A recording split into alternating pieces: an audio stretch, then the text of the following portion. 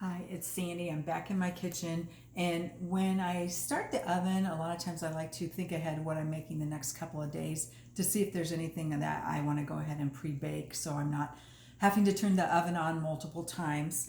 So tomorrow I'm going to make a butternut squash and quinoa casserole. So I've got my butternut squash here, and it is a pretty large one for my recipe, but I'm going to go ahead and just scoop out the seeds and some of that stringy stuff there best I can. And it's not super important that you get it all out the first time because you can get the rest out after baking, but I figure why bake those now. And people sometimes save those seeds, just like pumpkin seeds, and we'll go ahead and cook those as a snack as well, bake those up as a snack with some olive oil on. So getting those out of there. And then I am going to just go ahead and hit it with a little bit of olive oil. So just some extra virgin olive oil. I've got my oven preheating to 400 degrees. And it says it'll take about 15 minutes. I've found sometimes they take a little bit longer depending on the size of the butternut squash that you're cooking. And I'm just going to go ahead and hit it with a little bit of salt and a little bit of pepper. And then I will go ahead and put that back into the oven when it's heated up. And in the meantime, I'm going to go ahead and start with another recipe. And this is more of a Mediterranean dessert type recipe where you start with a pizza crust. The recipe actually calls for a pizza dough, but I buy these Angelic Bakehouse low sodium crusts that I can use to make homemade pizzas or a dessert type Mediterranean dish like this. So I'm going to start by adding some ricotta cheese to the top of my crust here. And you can get this in a lower fat varieties, but with the Mediterranean diet, you're generally eating less meat and getting less saturated fat from meat. So if you want to go ahead and indulge in cheese, so Mediterranean diet is a really great diet for people who do enjoy good cheese in the diet, a good amount of cheese in the diet.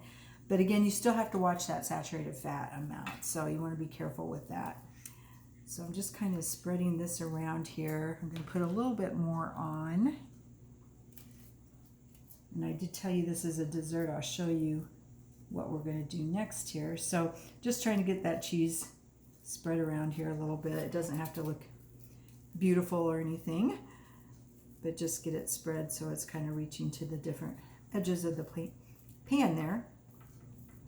And then next I'm going to just drizzle it with a little bit of honey.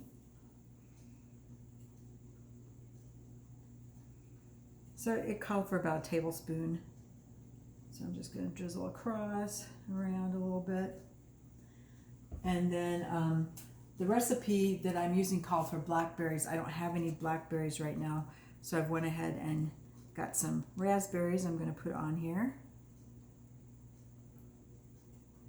Don't want the little buds there.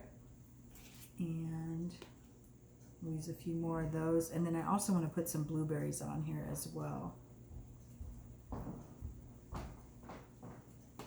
So the blueberries I'll just spread around as well, just to have some of those on here.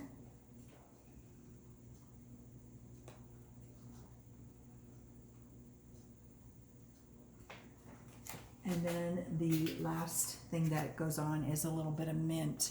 And I can tell you right now, this smells wonderful. So I'm just going to go ahead and throw some mint on here. Just break it up into little pieces and add that.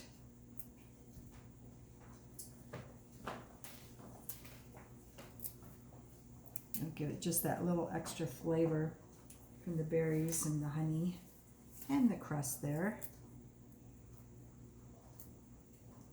Oh, breaking this up, I can smell that mint even more. So mint is a nice complement to a lot of salads and dessert type items in the Mediterranean diet.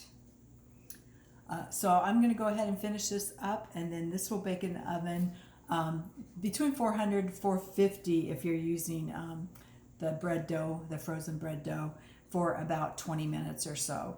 And that, again, will make a nice dessert to add to your Mediterranean diet menu. Thanks for joining.